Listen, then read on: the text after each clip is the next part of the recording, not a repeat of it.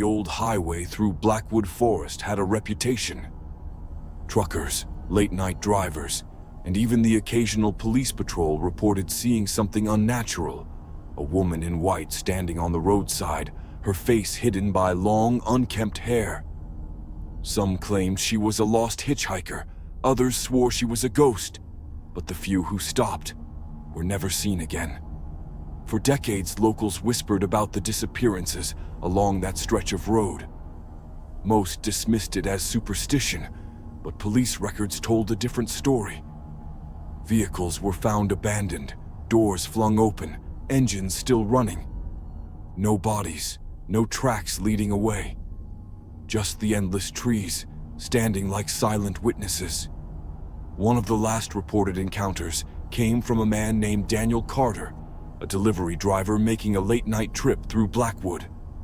His dashcam footage, later recovered, told a chilling story.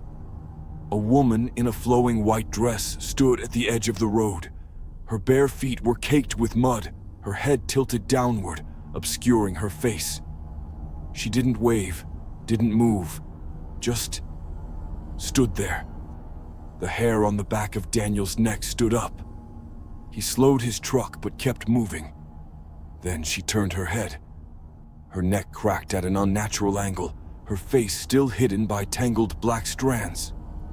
Daniel gripped the wheel, fighting the sudden, irrational urge to stop. But as he passed, she whispered something. Though the windows were up and the engine was roaring, he heard it clear as day. "Help me." A sudden force wrenched his steering wheel. The truck swerved violently. Daniel barely regained control, his heart hammering against his ribs. His headlights flickered, and for a split second, he saw her in his rearview mirror, standing in the middle of the road, now facing him, though her face remained shrouded. Daniel made it to the next town, shaken but alive. He told his story at a diner, showing the dashcam footage to a group of regulars. Some went pale. One man, a retired cop, muttered something about an old case and left abruptly. By morning, Daniel was gone. His truck was found outside his motel, door ajar, engine dead. Security footage showed him leaving his room at 3:14 a.m., walking toward the trees. He never came back. The retired cop, Henry Graves, dug through old case files. A cold case from 1978 stood out. Anna Whitmore, a young woman who vanished after her car broke down on that very stretch of highway. Her body was never found, but the investigation hinted at something sinister. Multiple missing drivers, strange reports of a barefoot woman on the roadside. Maybe she was murdered, her spirit forever trapped in the woods. Maybe she was something else entirely, something that fed on the living, luring them into the trees with whispered pleas. Whatever the truth, one thing was clear. Those who stopped to help her were never seen again. Months later, another trucker disappeared. The dashcam survived, but the footage was chilling. The woman in white appeared again, standing at the roadside. But this time, as the truck approached, she lifted her head. Her face was hollow, just empty, gaping darkness where her eyes and mouth should have been. And as the truck passed, she turned to the camera and smiled. The footage ended there. The highway remains open, but few dare to travel it after dark. Those who do keep their eyes forward, hands tight on the wheel. And if they see a woman in white standing by the trees, they don't stop, because they know she's waiting.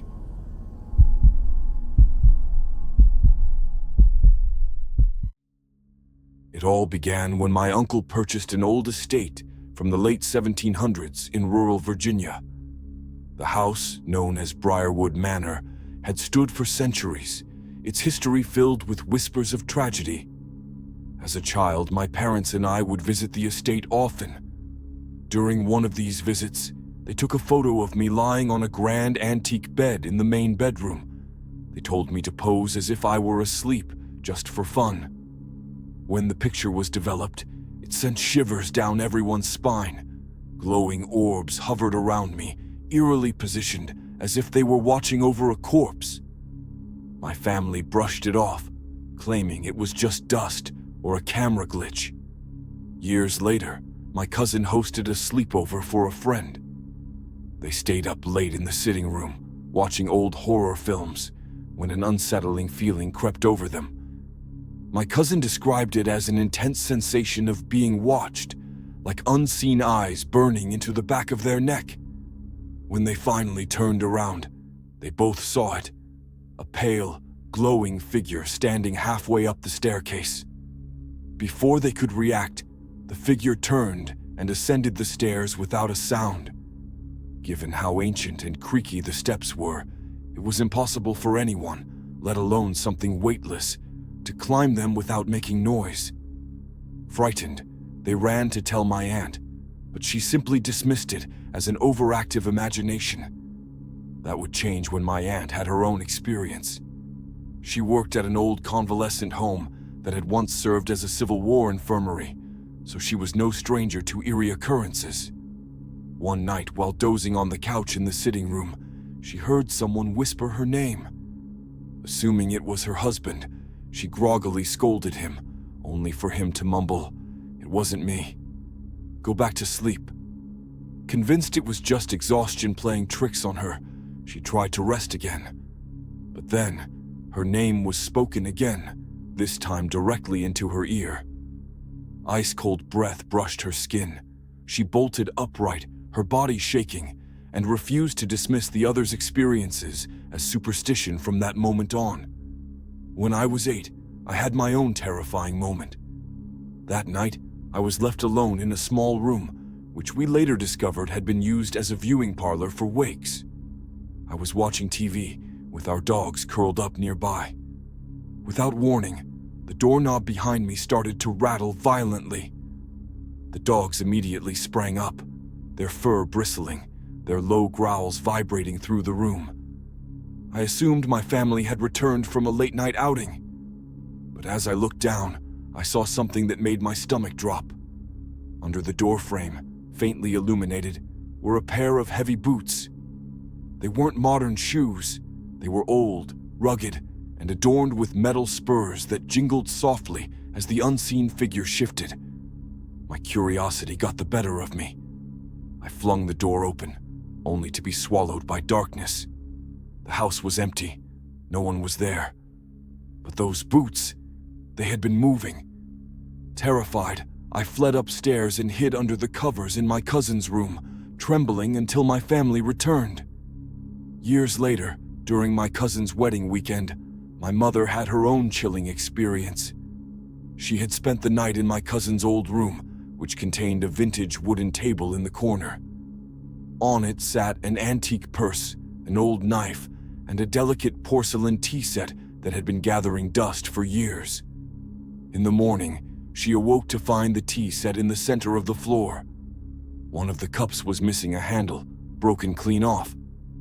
The most disturbing part: the purse and knife, which had been placed directly in front of the tea set, were completely undisturbed. It was as if something had carefully lifted the tea set, moved it, and placed it down for an unseen tea party. My mother was so shaken that she immediately ran to tell my aunt, who, for the first time, didn't dismiss it. Later, we uncovered the tragic history behind Briarwood Manor. Decades ago, 2 young sisters and an elderly woman had lived there. Their deaths were never fully explained, but their bodies were buried in the cemetery across the street. Over time, their names became folklore in the town, and many locals avoided the house after dark. To this day, Briarwood Manor remains standing, but few dare to enter. Those who do often report a strange sensation of being watched, of hearing their name whispered in the dead of night, and of seeing faint, ghostly footprints moving through the darkness.